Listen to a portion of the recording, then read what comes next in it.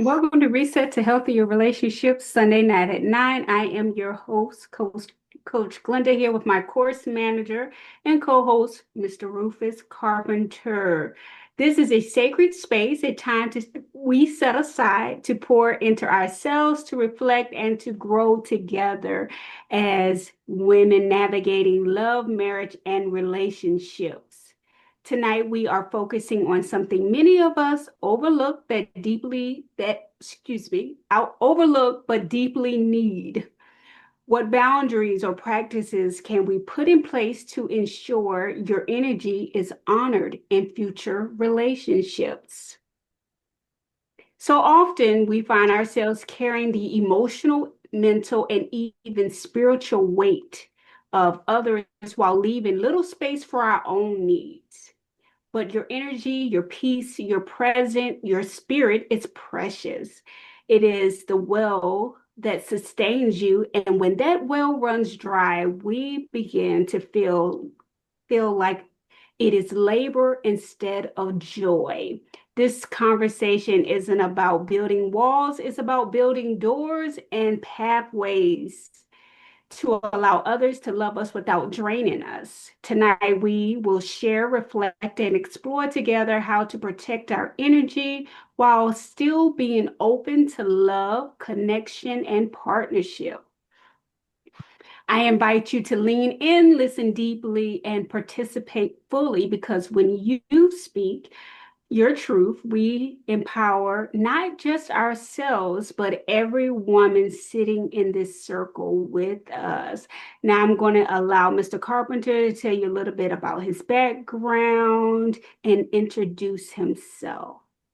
Good evening, everybody. I'm the course manager, Rufus Carpenter. My background is very simple. I come to this space a little different than most. A small child in Virginia, 14, family 14, lived in a three-bedroom, one bathroom house with 14 people. And then mother and father made 16 people. And then, in that situation, we never had enough of anything. Matter of fact, we had to sleep. I had to sleep with four of my siblings, and one was occasional bedwetter. So right then what it is for the human connection. Military service. One of my jobs in military service was a race and human relation leader, who had the responsibility of going to our Army units to find out which one would have a race or relationship problem. I'd be the first person on the scene. I do what's called an intake form. With the intake form, I decide what level of responsibility or resource that throw us off in that problem. But tonight's a little different night here. Tonight, we're talking about reset healthy relationships, and we're talking about Sunday night at 9. It's a little late. It's getting there. Kids are in bed. Everybody's quiet. You got 20 of your girlfriends in your living room, and you guys are relaxed. Somebody might have a glass of wine, and it's time to talk relationship. It's time to talk grown up. It's time to talk real. So let's do that tonight.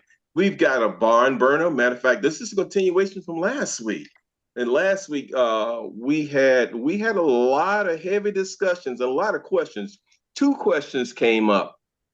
We're going to answer one tonight. We're going to start with one. And the other one, we kind of answered it last week, but I think we need to go a little deeper in that. And the one we're going to go a little deeper in on another podcast, what we're going to do is we're going to make that the whole topic.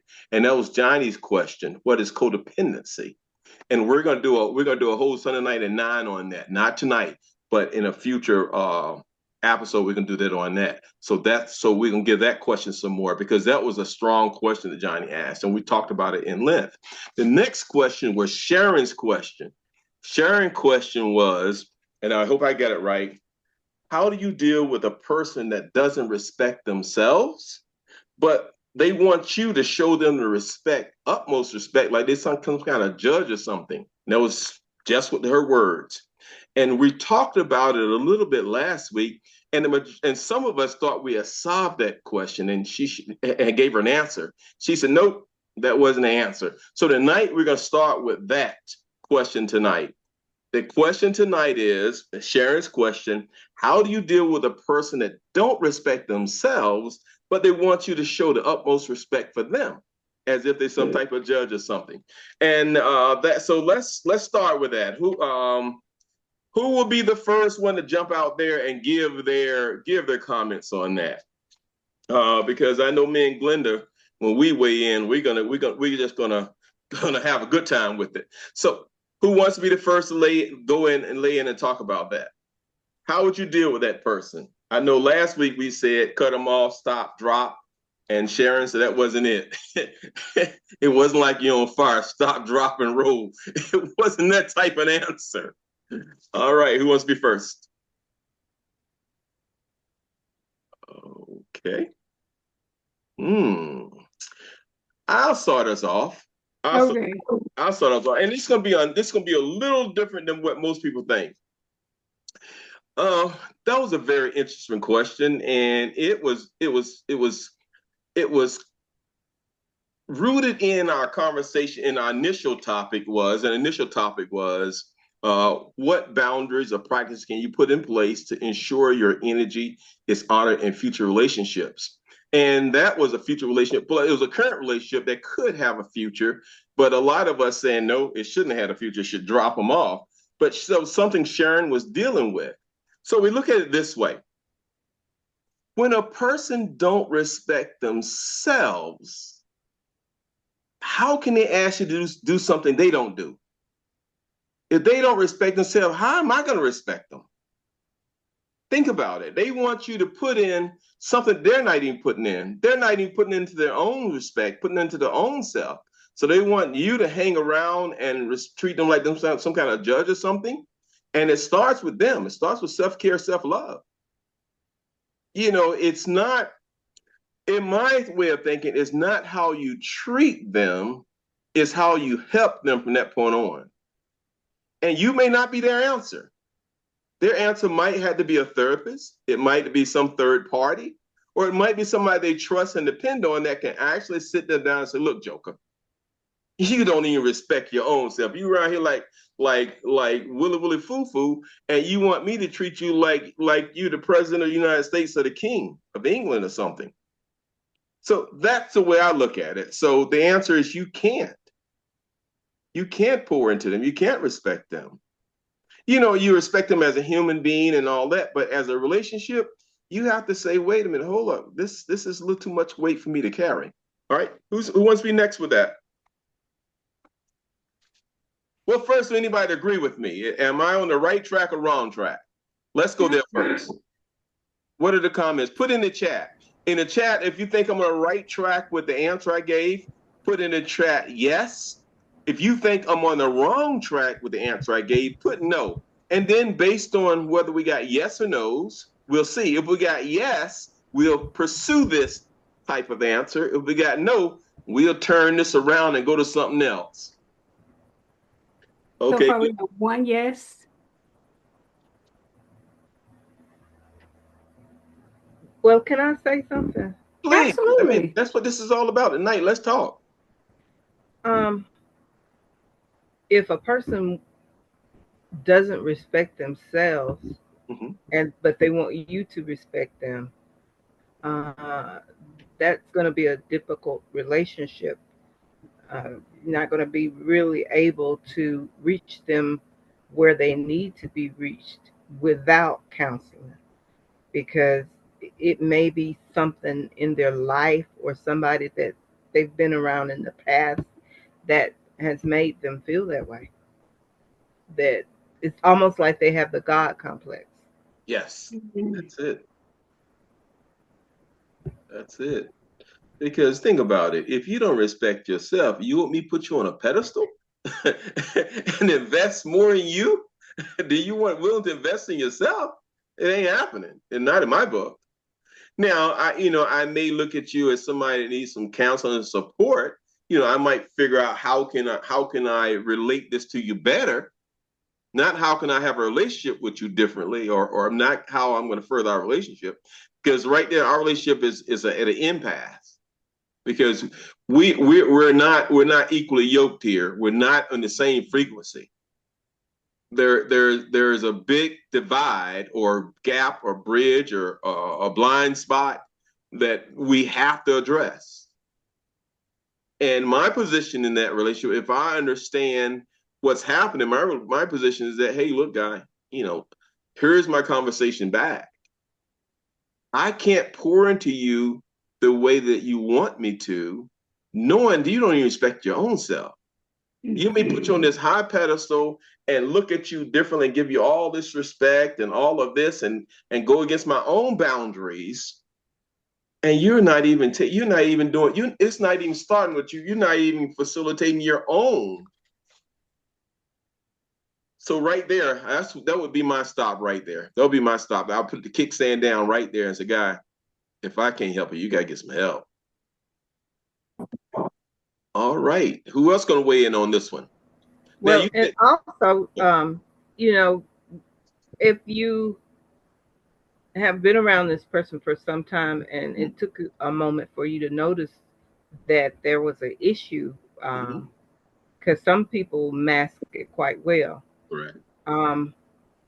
Also, with that person being the type person that they are, and you've fallen for them, it's going to be hard for you to let go or to get them help. So maybe you should just let them go. Yes, I would agree. Gigi said something interesting because Gigi had me think. At first, I followed her. I was kind of say, "Yep, nod head, yep, right." But the way she said it, like she really cared for this person. She wants this person to get some help, or she wants this person to improve, or seek some type of way to be improved in that. So she cares deeply about this person. That's what I was getting from you. That you feel like there's something that they're missing that they need support on, that they don't need to go further in that scenario themselves. And I think, how can you straight up talk to somebody and say, hey, look, here's the dynamics of our relationship, here's what's going on. And see, that's where the energy and the soul ties come in. Soul ties is not just verbal and touch, it's physical. When you deal with a person, sex puts you in another level, and it's hard to pull away from a person. And a lot of people don't talk about the soul ties when it deals with sex, because once you transfer that energy between the two, and then you start to see, oh, I shouldn't have done, I should have waited. Now you're in deep and you've got that connection, and what do you do? Right. Yeah. And that's why we kind of set Johnny's question off. We're gonna do a full podcast on Johnny's question too, because these two pretty much go together. Because that person that don't practice self-care or self-respect, or don't want to value themselves, they look for you to fill that void. And a lot of times, like Sharon said, they want you to treat them like they on a pedestal or something, or treat them like they're a judge or something. And what they're doing is wanting you to fill a void in their life, in their relationship, in their belief of themselves. So they're kind of depending on you to be that void, to be that answer, to be that extra that they need to fill the void. And that's why this question was so powerful. And that's why we wanted to spend the first few minutes of our night going into that question, because this question and codependency kind of go hand in hand. And this could be one of the reasons for codependency. Because a person don't respect themselves. They may not respect themselves for several reasons. It could be that they had trauma. It could be low self-esteem, or don't have confidence. Or it could be they figure they're doing the best they can where they're at in life. It could be they had a few bad breaks. Could they have a few bad breakups? And the people in their lives have made them feel so bad. Now they're saying, everybody say, hey, they ain't, now I don't have anything that I can cling to or say that's worth it in me. of myself. So, and that's one reason why we're dealing with this right here. The lack of self-respect or self-worth is what we're dealing with right now in a person. The person can't see it in themselves. They want someone else to bring them up and treat them real good and make them feel high and raise them up, where they're feeling now I'm somebody. Because in this end, Sharon said you got to treat them like a judge or like somebody special.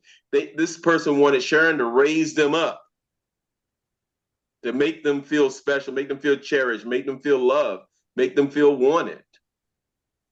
Because a lot of us, and a lot of us deep down inside, when you look at it, a lot of us have secret fears in our life that we're not good enough, we're not sufficient. We don't have what it takes. A lot of us have that secret fear, but the problem is we don't let that secret fear take us out. We don't let that secret fear become dominant in our life. We've learned to control that. Says I may feel like I don't deserve to have this. I may feel like I'm not worthy enough, but by God, I'm gonna do the best I can. I'm going at it. I'm gonna pour all I got into. I'm gonna do the best I can. Come hell or high water, I'm getting this done. And secretly, we could be feeling the same way. We could be feeling like, man, I'm not man enough. I'm not educated enough. I'm not smart enough. I don't have enough wisdom in my life to do that. But that ain't gonna make me put that on you. I'm not gonna come to you saying, hey, because of my shortcoming, you gotta fill this void. No. Correct. No. I'm gonna work on me.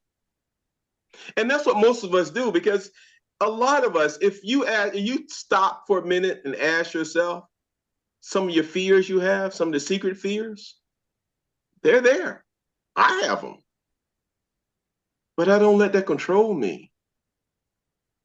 I might get in a situation where I don't feel like I'm adequate or enough. My hands may shake, but I'm gonna put them in my pocket so you can't see it, and I'm gonna keep going. I hate to say that, but this is real. This is very real. All right. Who else want to lay into this? Who else want to give their comments before we move on? Or Sharon's not even on tonight, is she? I haven't seen her yet. Oh, ooh. Let's remove. She'll be able to enjoy the recording. Oh, that's right. That's right. Then okay. Let's give this a couple more minutes and we're gonna move on. Who's next to actually weigh in on this? They haven't had a chance to have their comment about this yet. I would like to say something. Go ahead. Yes, sir. In the book of Proverbs, the last chapter, it speaks about about a woman who's fantastic. She takes care of her home. She takes care of her servants, and she'll invest the money to enhance the house. She buys silk. She keeps everyone in the house warm. Her husband is always with the other men at another place. They're discussing things, but she actually runs the house, and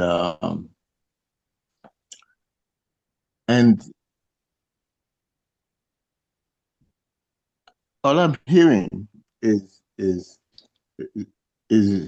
the man should be doing everything, and me, I don't know. I suppose that I have a lot of shortcomings. Personally, I have a lot of shortcomings, but the other individual also has a lot of shortcomings, and they want you to be right. They have their own definition of what is a man, what is yeah. So I don't know. I see that there's a lot of uneven unevenness on both sides, and and only the woman's side should be uh, uh, weighed. That should be yeah, like the job of the man is to make sure that she's uh, well taken care of, protected, provided for, and everything. But but there's a lot that the man expects from her that is not there. So when they when I would try, for example, to discuss all that, you know, she didn't want to hear. She didn't want to hear any of that, you know. And also, uh, if a man takes some sort of medication, and when he's under the influence of the medication, he doesn't act 100%. Uh, that's that too is not considered. So I don't know. It's probably the best thing if they each go their own way. I agree. Okay. All right, Pierre. Pierre, that I like what you said, the way you said it. You almost turned the corner on me, Pierre. I almost had to throw a flag on the play.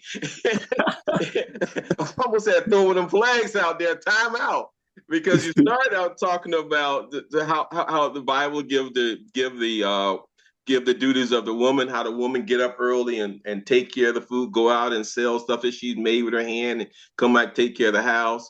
And you said that very beautifully. You stated that very nice part of it. But the part when you said the man was going out, be out talking to the fellas and stuff, and then you said it came back that you put it up that you said and that you said that the men that you talked about how the men were providing or should be providing. And when you put that, when you came back around, then you talked about how the ladies do, how they do and in the relationship and how they perform. You kind of helped me out when you said that. Then I said, whew, I didn't have to throw that flag. Yeah, but yeah. but a lot of times here, a lot of times you find that in relationships, some people just don't feel them. They don't feel like they have what it takes. And instead of building themselves, instead of going back and working on themselves or doing some self-work or self-improvement or self-training or whatever it is, they look for someone else to validate them.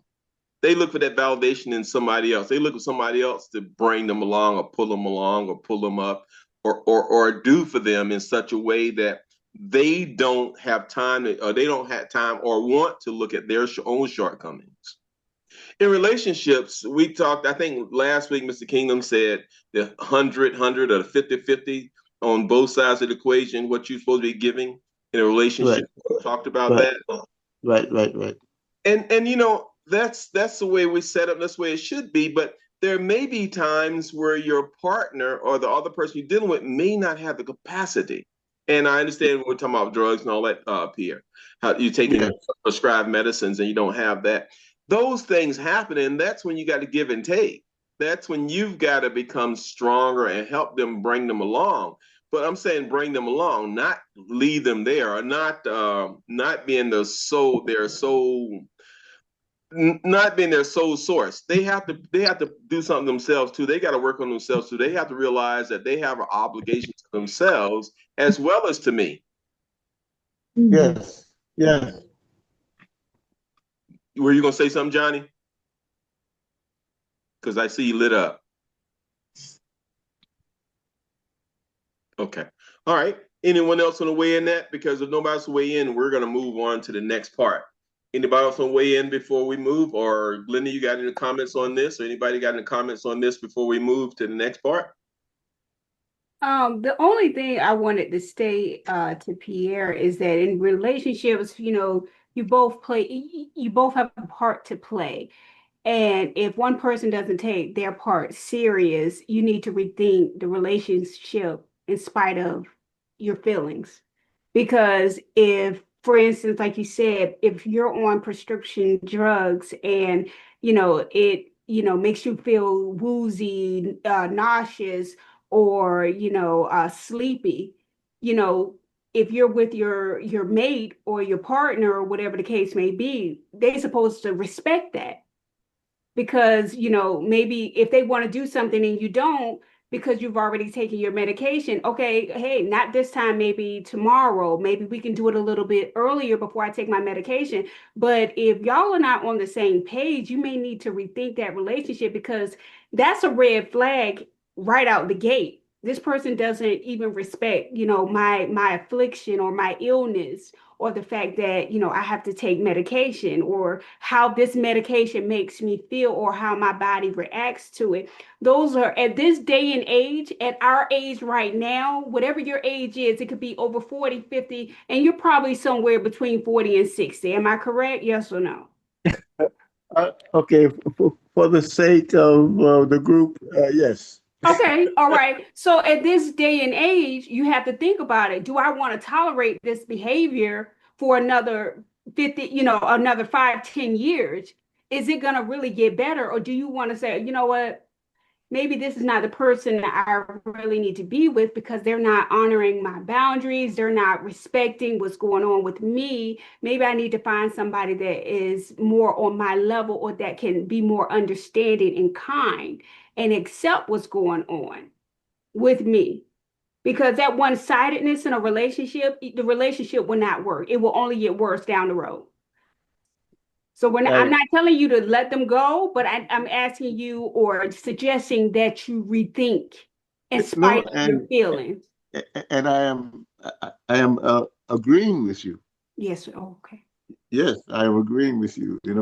And emotionally, it's very uncomfortable, but I will have to do that. Right. Yes. You Remember, you are the priority in the relationship. Even though it's two individuals, you are the priority because your happiness means just as much as should mean just as much to you as it does to the other person. Agreed. Agreed. The only thing I want to add is accountability. You got to hold yourself accountable and your partner accountable. When you guys agree on what the relationship will look like, here's what we're gonna do. Here's the goals of the relationship. Here's the vision for the relationship. Here's what we're planning on doing. This is how this is going to work for us.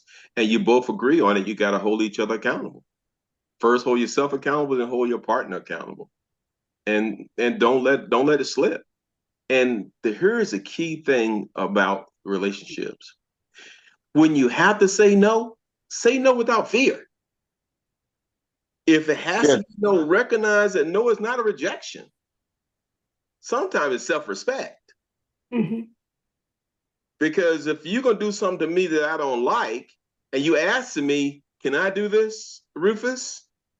And I know I don't like it, and I know it's not respecting me. No, you can't. That's And I it. think I No, think Rufus, you said a couple of open discussions ago.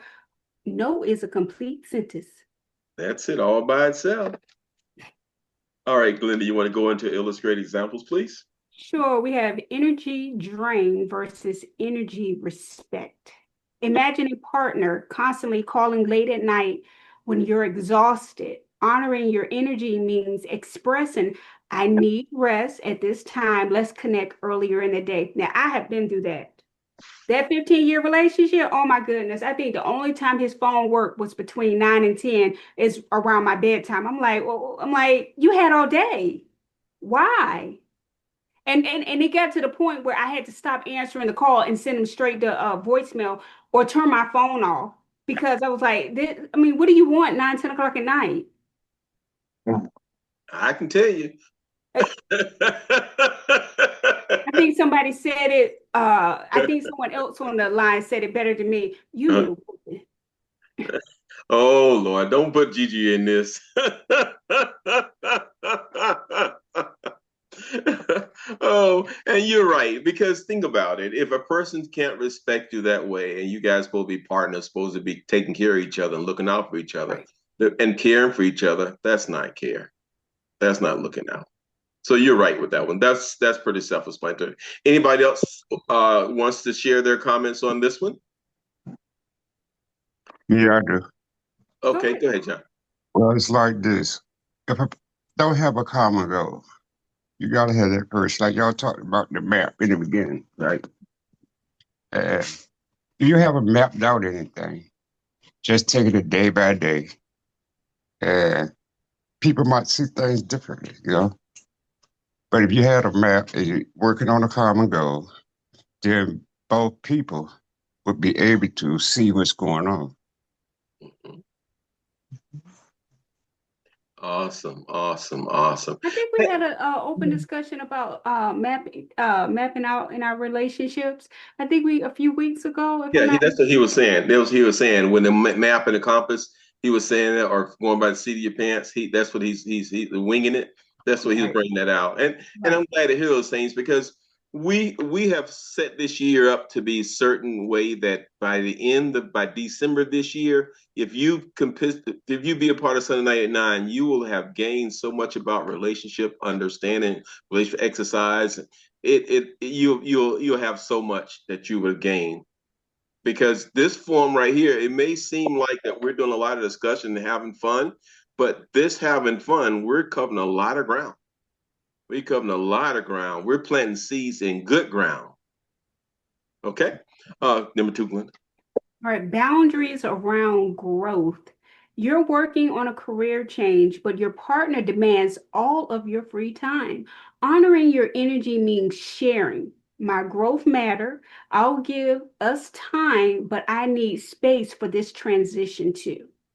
I was in that situation too. That relationship didn't last long. I'm going to share this with you guys. We're doing Sunday Night at 9 as well as Reset. This is all started. We took Glenda's story of an 18-year marriage and we looked at it and we had her write it all down. We had her write everything down. And we went through, I feel you on the call was a part of it. And we went through it and we broke it into little pieces. And we saw what lessons she learned and we put it together. And that's what a lot of this is from that. We're talking about experience here. We're not talking about textbook analogies or what somebody think hypotheses or what might work. We're actually talking from experience because right now AI can answer any question you want to answer, but AI can't give you the experience. AI can answer any question. AI has complete knowledge of the world, but it don't have the experience. So when Glenda says a lot of these sound like her, it's her. That's why. Okay. Just a quick correction. It wasn't an 18-year marriage. It was an 8-year marriage, but it took me 18 years to totally recover from it, to get myself back on track. So you know how bad she'll beat that. Throw that up in there. But boundaries are very important. They're very important. Your partner, if your partner don't honor your boundaries, they don't really honor you. Just that simple. Yes. Because like Johnny said, when you got a map plan, you got a map where you're going ahead, you've already talked about what's acceptable, what's not acceptable. I think one episode we had was called I think we're talking about boundaries.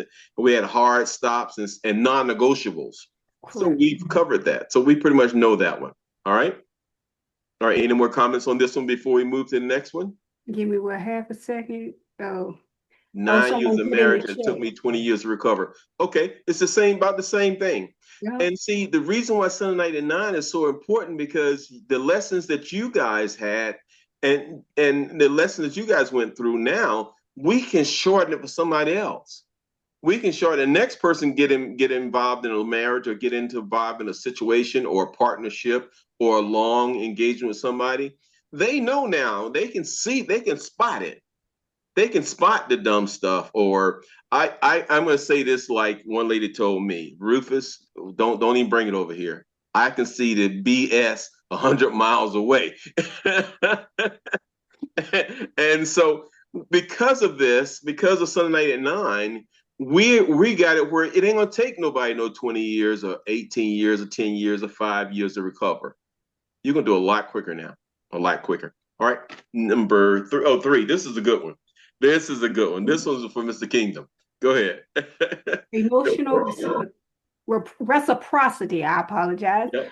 Emotional reciprocity. A friend or partner often calls to unload their stress, but rarely checks on you. Honoring your energy means saying, I care about you, but I also need space for my own emotions. Can we make this more balanced?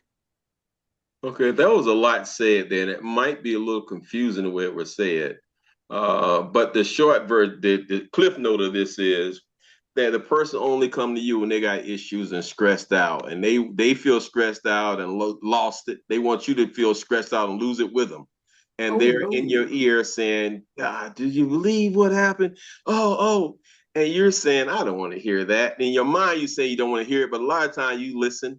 And a lot of times these people can burn up 2, 3, 4 hours of your time. You know, you could have a plan where you try to do all of this and all of that, and they come to you, girl, you home? Yeah, I'm home. Hey man, you home? Yeah, I'll be there in 5 minutes. I need to go over this with you.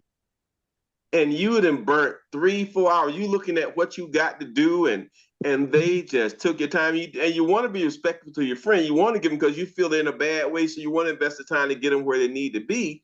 But that's the only time you see them. That's the only time they want to talk to you. That's the only time they want to hang out. Girl, can we go get a coffee? Hey, let's go get a donut. Let's go get and you be saying, Jesus, I don't want that donut. I don't want that coffee. Because you know what that intake. That happens a lot. That happens a lot. How do you stop that? How do you tell this person, look? You know, go Got a ahead. suggestion. Uh-huh. Ask them to tell you something good that has happened to them since the last time you talked to them. They're not gonna do it. Go ahead, Mr. Kingdom. I think you lit up, Mr. Kingdom. No, I didn't light up. I'm listening. Oh, okay. All right. And that's why the reciprocity you have to be balanced. You know, both got to give, both got to put in, both got to work towards this common goal. Both of you have to have an understanding the relationship is important to both of you guys. You both are committed to the success of that relationship. You both are committed to the outcome of that relationship. And you darn well gonna do your part like you want the partner to darn well do their part. It's just that simple. That's 50-50 or 100-100, however you want to call that. We're in this together. We ride or die together. All right. Next one, Linda. Okay. Protecting sacred rituals. If Sunday mornings are your church or meditation time, a partner who pressures you to skip it isn't honoring your energy. Boundaries here mean this practice restores me. I need you to respect that time. Been there, done that one too. Yeah. Yeah, this is interesting because you may be a church goer and they're just using church, but it could be other things too. It could be sports, it could be fishing, it could be hunting, it could be shopping, it could be spending time with elderly in the homes, it could be hospital visits, it could be anything that's sacred to you. And the other person was, man, that stuff don't make sense. Why do you do that? Come on, go with me. Come on. If you got a choice of going there, come on, go with me. And they don't value what you do because sometimes it could be just sitting at the lake. You might have a ritual that every evening or every Sunday or every Saturday or Thursday evening, you go sit at the lake. And it's peaceful. You watch the ducks. You know, you might throw a couple rocks in, or you just look at the water, or look at the sunset on the lake. But that's your downtime. That's your meditation time. And a person might say, "No, girl, Thursday night, shoot, they got Buck Wild Thursday at the thing. Come on, you out there looking at some damn fish. Come on." you know, I'm making a joke of it, but that happens. It happens a lot. But that's called communication and understanding and compromising still. Mm-hmm. Because whether you got a ritual that goes on every week, Mm-hmm. every other night, you still got to compromise and have an understanding because things come up, things happen. Mm-hmm. So there is going to come a time where, hey, I'd rather you skip it, or I might have to skip it or something. Sunday night at 9 is a good example. You understand? It's a ritual every week. That's what we do. But we have things that come up where we can't participate or we late participating. So it's all about communication with your partner or significant other. Okay. Okay. Any other comments? Because I that don't know, Rufus. You got mighty damn quiet. no. I got mighty quiet because I know the biggest one is the church. That I know the biggest one is the church. I've seen that in my family, in my household when I was a kid. I saw that, and I hear that a lot. And I hear a lot of times when people go to Wednesday night service and their significant other want them to go to the movie or want them to hang out or whatever, and they say, "Well, Darren, you go Sunday." Yeah, but even if they go every Sunday, it comes a time where you can't make it on Sunday. But I If think, something comes up, that might be a once in a lifetime ordeal come. Like yeah. for a good example, on Saturdays you might have plans to do whatever you want to do. Right now they got the National Fair coming down. I might be able to get my son that weekend, and hey, I can't make it because I'm doing something else. You got to understand that and have that understanding, or you got to compromise with it. Hey, look, I just can't make it. You got to understand it. But when I was married, it was a constant discussion. It was every Sunday. It was every Wednesday, regardless of what service was going on throughout the Oh, week. but It was that's always different the though. issue. That's But he different never because wanted to attend with me. y'all didn't have no damn understanding. Y'all You're just was right. in there. You're right. Now that's different. That's different. And this ain't like a routine, a everyday thing. You know what I'm saying? It ain't like it's gonna happen every day. You just got to be understanding, compromisable, and just be ready to go. but I think what this is saying that they notice that it's a trend. They notice that it happens a lot. They notice that they always have to give up their ritual for the other person. The other person's not being considerate. They may get you two or three here, then another one there, and that's what this is all about. How do you reel that in? How do you say, look, Glenda, on Friday nights, me and the fellas do this. And you made me miss the last two Friday nights. This Friday night, damn it, I'm going out. See ya. Just know Bye. when you get back in, zip lock. Do a Bernie Mac on you. Give me the darn phone. Let me call home. Yeah. Go ahead. I'm sorry. I think it's two sides to it because when you're in a marriage, it's a lot more difficult. Especially, I think for me, my husband, he didn't want me to go to church because it made me a better person. The stuff that we used to do prior to marriage, I didn't want to do anymore. I didn't want to go clubbing. I didn't want to drink. I didn't, I was more focused on my family. And he was trying to get me away from that. And it started to drive a wedge between him and I. Now, in a relationship, I won't say I didn't have too many issues with it because I live alone. I can go and come as I please. If you don't like me going to church, that's fine. Your walk with God is probably it's totally different from mine. So what you do with your free time and what I do is, in my free time, it's my business. But when it comes to dating versus marriage with this type of scenario, it is totally different. The results and the processes are totally different. When you're in a marriage, you can't just, say and do what you want all the time. Now, I did continue going to church every It time depends the on who's spirit in that led. marriage. It depends on who's in that marriage, because then my first marriage, it was like that 24/7. So it didn't matter. See? And then let me break this down, Glenda. Nowadays, dating, there is no difference in marriage and Yes, it is. dating because you It is. both are committed and you living and doing the same thing. One is just you got papers, one you don't. You still It's a committed difference. the same way. It is a difference. It is a It difference. should be a difference, but it's not. You can cut ties a whole lot quicker. Yes. I don't know. I don't know. Really? When you get them soul ties connected up in there, yeah, you can't. No, it ain't that simple. Hell no, I've been there I have the too. gift of goodbye. What'd you say, Yeah, TG?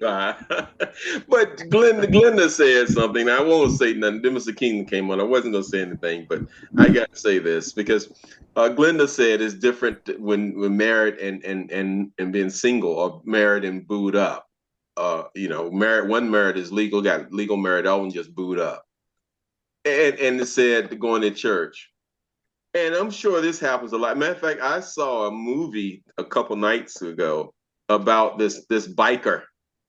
This biker, him and his wife, he was a biker, his wife was a stripper. And then they did their thing. And then he got arrested and went to jail. When he got arrested, went to jail, his wife found the Lord. And his wife stopped dancing, stopped being a stripper, and she started going to church regularly. And she got a nice job and was doing well. And he came home out of prison. He said, "Whoa, wait a minute." And she tried to change. She tried to make him realize that my life has changed. And first he said, "That's you." And he went out and did his thing. And somewhere in the story, he became a Christian too. And they lived happy on all the life after that. But the thing is, if let's say you're in a relationship and you're not saved, you're not saved, or neither one of you were saved in the first part of the relationship, but one of you got saved in a relationship and decided you're going to church all the time, and the other person said, "Wait a minute, hold up, we started this thing. He was out here with me. Now you didn't change the whole ball. I didn't sign up for this. Right. You didn't change the whole ball game. Now you holier than thou, and I'm still out here being the devil." So how do we go forth from that? And that's almost like Sharon's question. You the devil, don't even respect yourself. You go and you realize what you want in life and what you want to be in life. And once you realize that, well, they got holier than thou anyway, you just got to make a decision. Is this what I want? And if that ain't what you want, ain't ready for it, you need to let it go until you're ready. Bottom line. Somebody else got Why to stay in something that makes you unhappy? Somebody else got to weigh in on this one, and we're down this church, and somebody else got to weigh in on this. Pierre, you lit up. Or that you lit up because you're talking, or lit up because something else?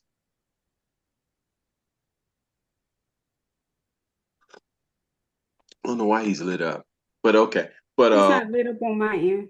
Oh, mine he is. Well, he said maybe it's me. Oh, it's my cursor. Well, he's still lit up, even though I move my cursor. But okay.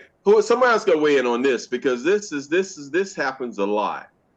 This happens a lot. And how do you negotiate that for both parties? For both parties. And I use the devil and the church holier than thou. I just use that just to get it out. But a regular person going to church, and another person's a good person too, but they just don't go to church. If one is changed their life dramatically or traumatically, and the other one hasn't, and they're clashing, and it's causing an issue and a problem because one trying to pull and change the other one, then you need to cut ties because it's a red flag. At the end of the day, all it boils down to is the two of you all being happy, not just with yourself, but with each other. Mm-hmm. And if you got arguing and bickering and pulling and tussling, that ain't healthy. So you got to be let me see, you got to let it go. I ain't no other way to put it. Just let it go. Okay, let's hear from someone else. Someone else got a comment about this, the church thing, because that's important. Because I can see that happen a lot. Because I remember I knew there's a time where, well, when I was a kid, my grandma kept me in church every Sunday. But when I got older a little bit, I got a cook's job, and I was working on a restaurant on Sundays. So a lot of times I didn't go to church because I was working in a restaurant on Sunday. So once I got out of job, I wasn't going to church because I got out of going to church. So how would you handle that if someone was going to church and you weren't? And when you both were together, y'all weren't going at first. Let's talk a little bit about that, because this is something happening a lot. And both of you good people. Just one go to church and one don't. Well, let me ask you something, Rufus. Mm-hmm. Be more specific on that situation. Is it you're not going because you just don't want to go? You're not going because of work relations, or what? Or you just not going because you've been vindictive? Be more specific. They just don't have a desire to go to church. The person just Well, if you just don't have the desire to go, then and she feels that you need to go or want you to go, it's a red flag. It's caused problems. Read that scenario again, Glenda, when you finish. So read it one more time, and then we'll move on. Okay. I just want to read it one more time because this is something comes up a lot. Protecting sacred rituals. If Sunday mornings are your church or meditation time, a partner who pressures you to skip it isn't honoring your energy.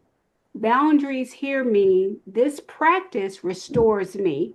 I need you to respect that time. Gigi, you keep lighting up. You want to weigh in on this one, Gigi? Ooh. Go ahead, girl. Go for it. I knew you lit up about 4 times. So I said, yeah, she cooking. I sing in the choir. I teach Sunday schools sometimes. When I can, I go to Wednesday night service. Mm-hmm. Or if we doing the revival thing, I do that.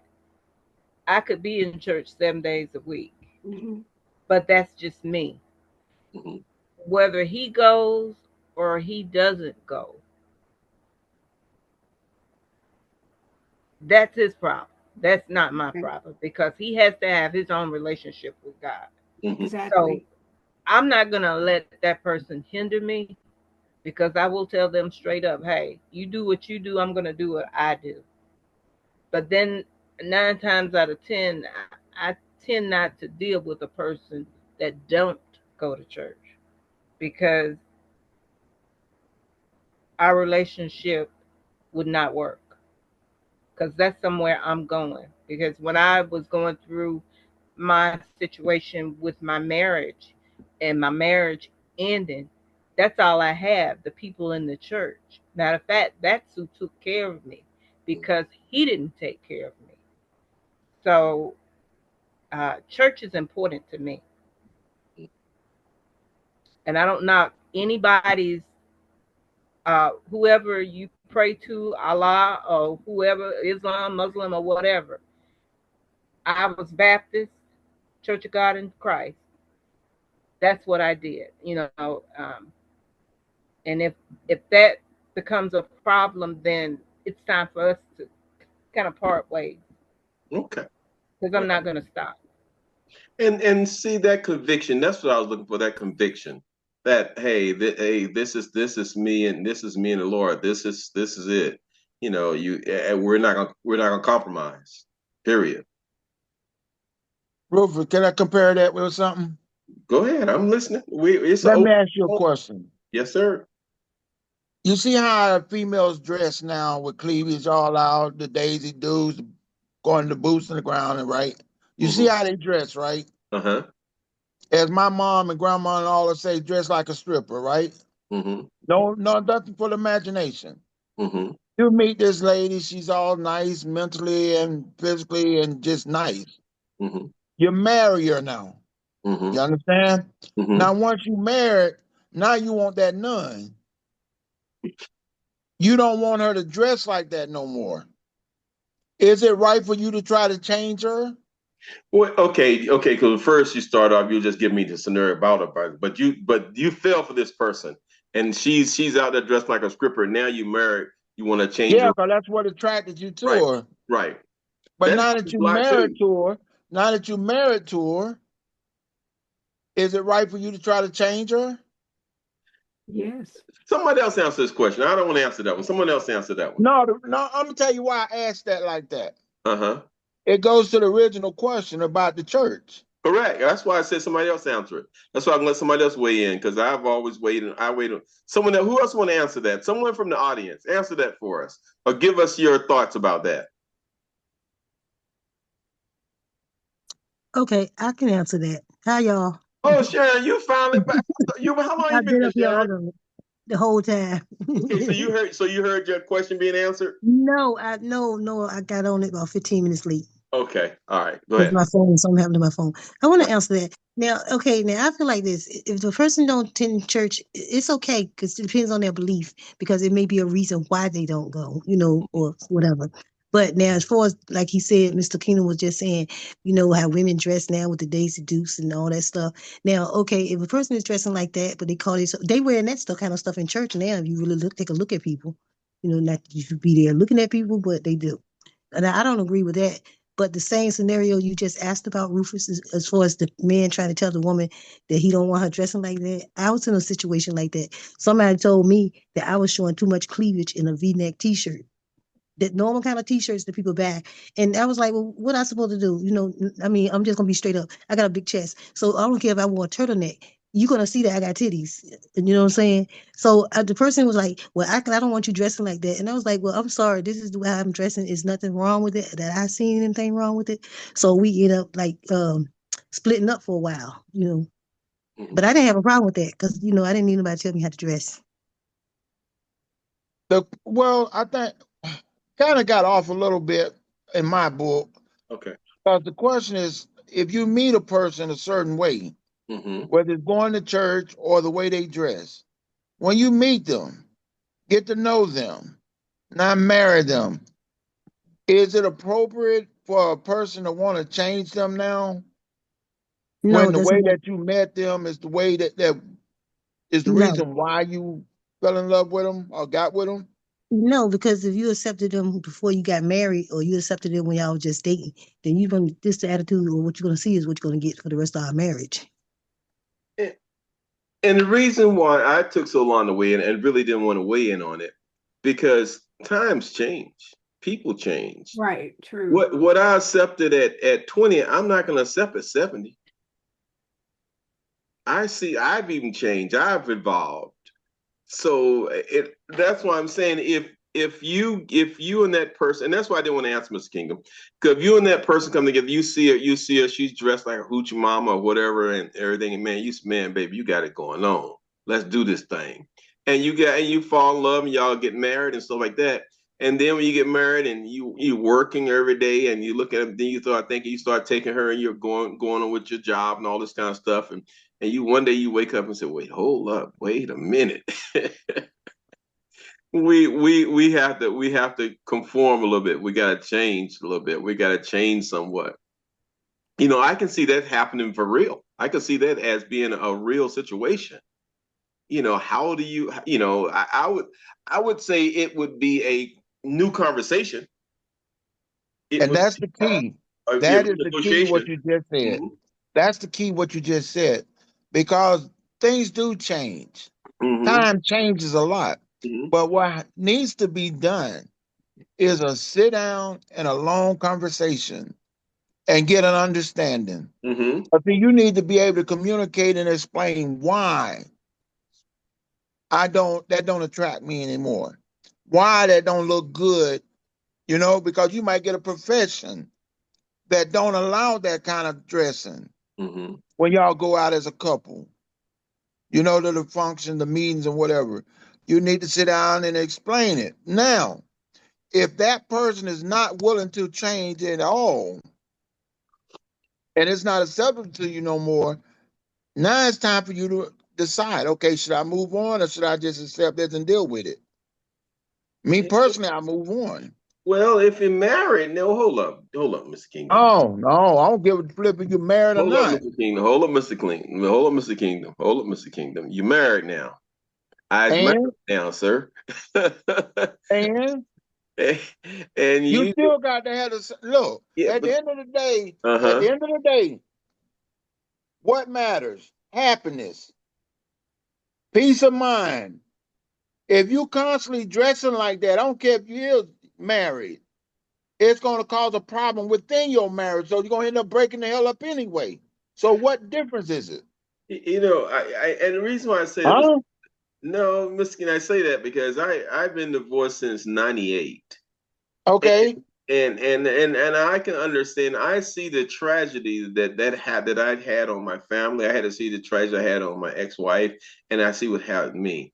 That when you break up a family or break up a situation like that, Miss Kingdom, ugh, that's What do you mean not a break up beautiful a thing, family? huh? What do you mean break up a family? If y'all married and y'all and she looked like that, and you guys got kids or something, or even you don't have kids, you're still a family.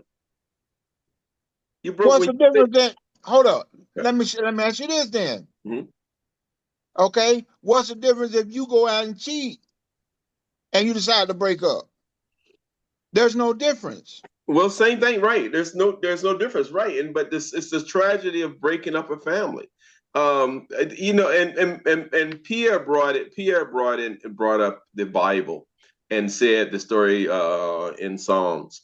There's another story in the Bible where God asked this one prophet to marry the harlot, the prostitute, the woman that everybody knew was that. And God asked him to marry, God instructed this guy to marry her. And the prophet was doing great work. And this woman was still out doing her thing. They even had kids together. And she was still out entertaining people regularly. And God wouldn't let him divorce her. And the reason I brought that up is situations, Miss Kingdom. It's no right, it's no yes or no. It's situational. But that's what I said. That's what I Okay. said. All right. And I mentioned the fact as an example, I might be in a professional stating where when I go out to functions, you can't dress that because it's inappropriate for the situation. I Mm-hmm. mentioned that. I mentioned that. But there again, it don't matter what the scenario is. If it's gonna cause confusion and unhappiness in a relationship, I don't care what it is, you don't need to be in it. Because at the end of the day, it's about happiness. And I'm not telling nobody to just break up because you're gonna have ups and downs in a marriage. Mm-hmm. You know what I mean? Mm-hmm. But you got to also have communication in a marriage. Okay. All right. Let Mr. Kingdom, I wish we could take this a little further, I'm but done. our time is up. But let's Done. what now? I said I'm done. Okay, let's let Glenda bring this in right quick. Glenda, at least give one prompt, and then we'll bring it in. But what I want to say, and the reason why we bring this in, because we could almost take this for another week, because we still got a lot of material on this one. But the reason why we're not going to take it in next week, we're going to change the format a little bit about Sunday Night at 9. We're going to change the format a little. And if we take this into next week, it'll be hard to change the format. So we're gonna take the format next week. We're gonna change this a little bit different, and we're gonna see how it works. Okay, Glenda, wanna give us one either one prompt or one affirmation, and then take us home. Okay, I'll give you an Whichever one you want to take. Okay. affirmation. My energy is sacred and I protect it without apology. Okay.